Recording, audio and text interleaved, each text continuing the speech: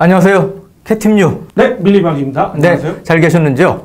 지금 일본의 반도체 부품 수출 제한으로 한일 간의 지금 무역 분쟁이 거세지고 있는데요. 오늘 시간에는 일본의 해군력을 중심으로 해서 한일 해군력 비교를 해보는 시간을 갖도록 하겠습니다. 이거는 워낙 중요하고 또 우리가 다룰 내용이 많아서 두 차례에 걸쳐서 얘기를 나눠보도록 하죠. 우선 5월 말에 미국의 트럼프 대통령이 일본의 헬기 항모 가가에 올라서 네.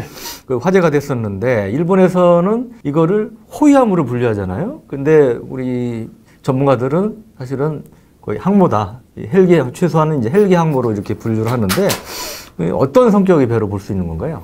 많은 다양의 헬기를 탑재해서 네. 대장전이랄지 네. 또는 그 대함전을 수행하는 네. 그런 그 플랫폼의 전투함을 네. 말하니까 헬기 항모라고 말하는 게 맞습니다만은, 뭐 그들이 2번 함이죠. 네. 그 최근 건조한 함 중에 2번 함인데, 2번 함 가가도 마찬가지고 휴가급의 2번 함이었던 이세도 마찬가지고요. 네. 이렇게 그 한 명을 2차 세계대전에 항공모함 명칭을 그대로 이제 이어받는 거에서 볼 수 있듯이 약간의 우려가 되죠. 헬기 항모보다는 정규 항모의 그 기능을 할 수 있지 않을까 하는 우려가 있습니다. 가가도 원래는 정규 항모가 아닌데 그렇습니다. 개조가 된 그렇습니다. 함정이었잖아요. 네네. 그래서 지금 이게 또 의미가 있는 게, 이게 이제 가가가 이제 이즈모급으로 분류가 되지 않습니까? 네, 그렇습니다. 근데 이제 그 일본에서 이 이즈모급 헬기 항모를 정식 항모, 경항모로 개조를 하겠다. 네.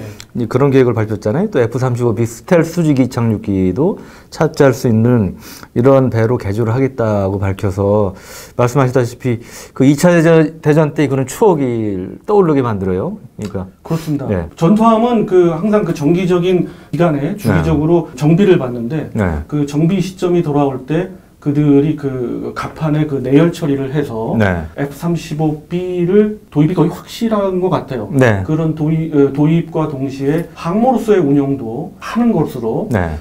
그렇게 해자대에서는 거의 그 마음을 굳히고 있는 것 같아요. 그러니까 이 보도를 보면 F-35B만 42대를 도입한다는 거 아닙니까? 그래서 그렇습니다. F-35A 102대 플러스 42대에서 총 147대의 F-35AB를 보유하게 되는데, 이게 미국을 제외하고는 세계에서 가장 많은 F-35 스텔스기를 보유하는 거다. 이런 이제 우려도 하는데, 그러면 이 이즈모급을 항모로 개조한다면 어떤 식의 변화가 있나요? 뭐 갑판도 뭐 좀 더 튼튼하게 만들고 뭐 길이를 좀 늘린다는 얘기도 있고 뭐 그러던데.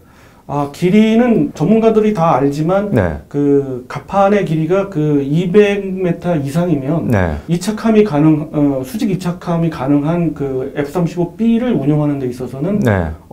전혀 문제가 안 되는 걸로 알고 네. 있고요. 네. 지금 그 이즈모급 그 네. 두 척은 길이만 해도 240m가 넘습니다. 그렇죠. 그렇기 248m인가? 그렇죠. 예, 그렇습니다. 그래서 충분히 운용을 할 수 있고요. 네. 심지어 그 미 해군이 운용하는 아메리카급이나 그 와스프급의 네. 그 강습 상륙함의 그 폭보다 네.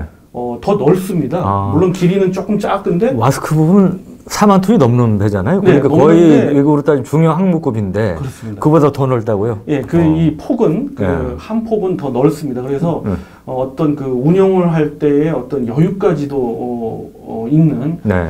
그래서 뭐 마음만 먹는다면 충분히 그 운용할 수가 있죠. 네. 그러면 거기에는 F-35B를 몇 대쯤 탑재하게 되나요? 글쎄요, 어느 정도 정확한 설계도면을 이렇게 보고 분석을 해봐야 되는데, 제가 이제 그 사적으로 분석한 바에 의하면, 최대 18대에서 20대까지는 운용을 할 수 있지 않을까 싶어요. 물론 이제 그 헬기들과 함께, 대잠 헬기들 내지는 뭐 구조 헬기들과 함께 그 운용해야 되기 때문에 그렇게까지는 탑재할 수 없지만, 적어도 실 운용의 12대 이상은 탑재할 것 같습니다. 그리고 이제 관심사 중에 하나가, 우리는 뭐 항모는 아니지만 독도급 대형 상륙함이 있지 않습니까? 네, 공식 명칭은 이제 대형 수송함이라고 하지만, 독도함, 마라도함 두 척이 있죠, 지금. 그렇습니다. 근데 이 두 함정하고 비교해 보면 어떤가요? 네, 뭐 독도함은 뭐 건조를 해서 실제 운영하고 있고요. 마라다움은 지금 취업을 위해서 뭐 시험 항해를 하는 걸로 알고 있는데, 그 두 함을 비교해 봤을 때 이제 휴가급을 만약에 비교한다고 봤을 때는 크기나 이런 면에서 길이상으로는 큰 차이는 없어요. 네. 그렇지만은 이즈모급으로 봤을 때는 차이가 좀 있고요. 네. 물론 따라서 배수량도 차이가 있지만 네. 기본적으로 두 함의 성격이 다릅니다. 뭐 네. 캡틴님께서 말씀 주셨듯이 우리 독도급은 강습 상륙함 그 상륙 작전을 위한 그 모함으로서 네. 건조된 거고 이 그 휴가급이랄지 또는 그 지금 이즈모급은 네. 앞서 말씀드린 대로 헬기 항목 적대국의 대잠이나 아니면 대함을 위한 작전을 위한 그런 전투함이죠. 그런데 이제 일부에서는 일본의 이제 그런 경항모 확보 계획에 따라서 우리도 독도급 3번함이 뭐 백령도함이 될지 뭐가 될지 모르지만 하여튼간에 3번함 건조 계획도 이제 장기적으로 있잖아요. 네. 이거는 좀 또 확 키워서 스페인이나 이탈리아나 특히 이탈리아 같은 경우 이제 해당될 텐데 이 다목적 강습 상륙함 우리가 이제 거의 경항모 성격을 갖는 이런 한 25,000톤급 3만 톤급 정도 되는 이런 배로 해야 된다는 시각도 있는데 우리 밀리박께서는 어떻게 보세요? 저는 개인적으로는 캡틴님의 의견에 네. 동의하면서 네. 추종하는 그 전투함을 본다면 저는 이제 호주의 캔버라급의 네. 그걸 베이스로 네. 건조를 했으면 그런 네. 마음은 있습니다. 총론적으로 우리가 일본 해군력에 비해서 굉장히 열세다 이런 얘기를 많이 하잖아요. 근데 우선 아주 쉽게 뭐 총톤수라든지 함정 숫자 이런 쪽으로 비교해 보면 어떤가요? 일본의 함대는 뭐 여러분들 잘 아시던 8 곱하기 8이라고 네, 88함대라고 그러죠. 88함대. 그래서 32척의 대형 전투함이 4개 호위 대군으로 편제돼서 있습니다. 이제 쉽게 말씀드리면 우리나라의 기동함대를 건설하기 위한 지금 기동함대가 정확하게 완전히 갖추어지지는 않지 않습니까? 네. 그게 완전히 갖추어진다 했을 때의 그런 함대가 4개가 있다고 보시면 네. 되죠. 따라서 어떤 대양에서 커다란 대양에서 혹시 모를 해전이 벌어졌다 했을 때 네. 상당한 열세에 있지 않을까 네. 그렇게 생각합니다. 자, 그럼 수상함정 중에 우리가 가장 상징적이고 대표적인 거는 아무래도 이지스함이라고 할 수 있지 않겠습니까? 그렇습니다. 이제 일본의 이지스함이 클래스가 몇 개가 있죠. 네. 초기에 이제 콩고, 아타고, 가장 최근에 건조된 게 이제 마야급이라고 예. 그래서 지금 이제 6척이 있고 2척이 추가해서 8척을 부여할 예정이지 않습니까? 그렇습니다. 네. 뭐 한 척은 이제 건조 중이고요. 네. 7척이 이제 완전 건조가 돼서 취역은 지금 6척이 하고 있고요. 네. 말씀 주셨던 맨 마지막에 마야급이 이제 가장 최신형인데 네. 그 마야급은 이제 1번함은 이제 건조가 돼서 네. 시험 항해를 해서 아마 내년 정도에 이제 취역을 할 것 같습니다. 작년에 진술했죠. 그렇습니다. 네. 근데 이게 보면 우리도 이지스함 세종대왕급 3척이 있고 그렇습니다. 2020년대 중반쯤에 이제 3척을 추가로 중반부터 확보할 계획인데 근데 이제 보면 여기 이지스함에 있어서 미사일 수직 발사기 숫자로 보통 많이 비교하지 않습니까? 근데 이제 우리 같은 경우는 128개. 네. 근데 그 숫자는 일본이 우리보다 좀 적다고 그래요? 그렇죠. 마야급이나 가장 큰 마야급이나 아타고급은 96셀을 갖고 있는데 그거에 비해서 이제 세종대왕급은 128셀인데 사실 내용을 좀 따져보면 그렇게 우리가 그 강세에 있지도 않습니다. 아, 왜 그렇죠? 저희는 이제 그 운용하는 어떤 그 개념이 조금 다른데, 대공도 중요하지만, 뭐 광역을 커버하는 함대의 그 대공 방어를 맡지만, 반대로, 또 다른 측면에서, 대지 공격이랄지, 또 대잠수함전도 생각해 둬야 되기 때문에, 128셀 중에서 80셀은 이제 대공 미사일, 소위 우리가 잘 알고 있는 SM2 블록 3, B형이 들어가 있죠. 그 외에 나머지 그 40셀에는 48셀이죠. 48셀에는 각각 32셀은 대지 미사일이 탑재되어 있고 함대지 미사일. 그렇죠.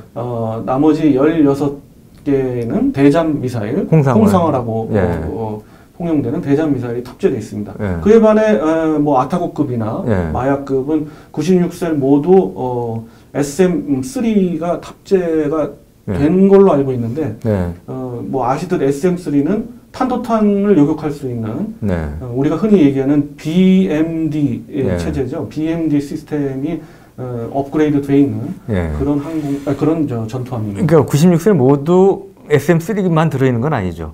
SM2도 들어가 있는 거 아닙니까? SM2도 들어가 있습니다. 섞여 있는 거죠. 있습니다. 네. 그러나 모든 게 이제 그 96셀이 전부 다 대공 미사일이기 때문에 대공 방어 분야에서는 우리보다 이제 마약급이 더 미사일 방어, 특히 미사일 방어 부분에 있어서는 우리보다 상당한 우위에 있다. 네, 상당한다고 표현은 못하겠습니다만 좀 우세한 측면이 있습니다. 그러니까 탄도미사일만 보면 우리보다 절대적인 우위죠. 우리는 그렇죠. 아예 SM3가 없으니까. 그렇습니다. 근데 이제 함대지 공격 능력은 아직 일본이 없죠. 그러니까, 함대지 공격 능력 없습니다. 그건 우리가 있는 거고. 그래서 그거는 이제 우리가 좀 강점이라고 볼 수 있을 것 같습니다. 그리고 우리 이제 그 외에 일본 호위라고 그러지만 우리 기준으로 보면 구축함으로 볼 수 있는 뭐 6,000톤급 이상, 5,000톤, 6,000톤급 이상 되는 함정들이 꽤 있지 않습니까? 우리가는 이제 세종대왕급 이지스함 빼면은 사실은 4,500톤급 한국형 KDX-2급. 네, 그렇습니다. 구축함이 아무래도 이제 그 뭐 숫자는 6척밖에 안 되지만 주력인데 이쪽 부분에 있어서 아까 좀 차이가 많이 난다고 그러셨죠? 그렇습니다. 일본 해저대는 앞서 말씀드렸던 그 전투함들이 전부 그 공구급 이상의 그 전투함들이 대공 방어를 떠나서 이제 탄도탄 방어까지 이제 주력으로 가지고 와야 되기 때문에 함대 방어를 위해서 보조 역할을 할 수 있는 소위 말해 준 이지스급이라고 이제 흔히들 표현하지만 개인적으로는 뭐 준 이지스급이라고 불릴 수는 없다고 보는데 아무튼 대공 방어를 중점을 둔 그 전투함들을 새롭게 이제 건조하기 시작했는데요. 가장 뭐 최신형들의 함이 그 아사히급이라고 또 있습니다. 아사히급부터 해가지고 그래서 한 6척이 호위대군의 방어를 위해서 대공 방어를 위해서 건조되고 있고요. 그것이 말씀 주셨던 대로 6,800톤이 넘습니다. 또 거의 우리 그 세종대왕급에 가까운 좀 크기네요. 배수량만. 근데 기준 배수량은 좀 더 나랜데 만재 배수량. 만재 배수량은 비교가 안 되고요. 만재 배수량은 10,000톤 정도 되죠. 그렇습니다. 차이가 난다. 예, 그렇습니다. 그렇고 뭐 거길 또 보조하는 다카나미급이랄지 이런 무라사메급이랄지 이런 아키즈키급도 있죠. 그렇죠. 아키즈키급은 이제 아까 말씀드렸던 아사히급의 이제 전 단계의 대공 전투함인데 그것까지 포함해서 이제 6척이고요. 제가 말씀드리는 그 무라사메급이나 타카나미급은 두 클래스가 합치면 14척이 됩니다. 그래서 거의 호위 대군의 주력인 셈이죠. 수적 주력인 셈이죠. 우리가 거기 예를 들어 한국형 구축함 KDX-1급 관계토도함급은 4,000톤도 안 되잖아요. 그러니까 이들 함정에는 사실 비교가 안 되죠. 그렇습니다. 그래서 만에 하나 그럴 개연성이 많이 적지만 만에 하나 이제 해전이 벌어졌을 경우 해역함대, 그러니까 1, 2, 3함대에 배속돼 있는 3함대는 배속 안 돼 있지만 우리 말씀 주셨던 관계토함이 어떤 보조가 될 수는 있는데 그러나 전투력에서 많이 좀 떨어지죠.